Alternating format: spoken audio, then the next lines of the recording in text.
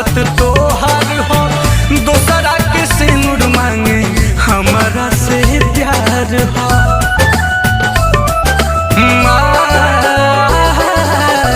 क्रिया खाए के झूठो आदत तोहार हो, दोसरा के सिंदूर मांगे हमारा से प्यार हो। नीमक दारी के जख्म पर अब मरहम लगावल छोड़ दा। नीमक दारी के जख्म पर अब मरहम लगावल छोड़ दा।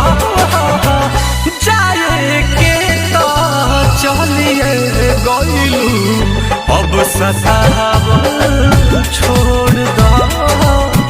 जाए के तो चलिए गइलू, अब सतावल छोड़ दा।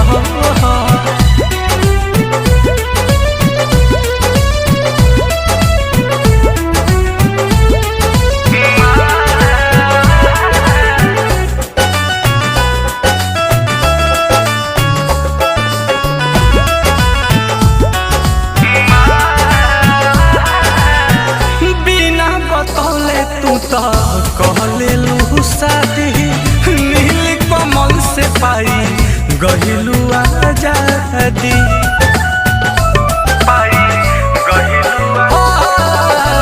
बिना बतौले तू तो कहले लू शादी, सोनू सुधाकर से पाई गहिलू आजादी। लिख के अब मैसेज तू हम दर्दी जतावल छोड़ दो।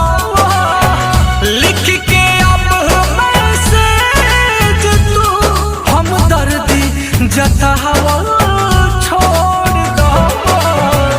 जाए के तो चलिए गइलू, अब सता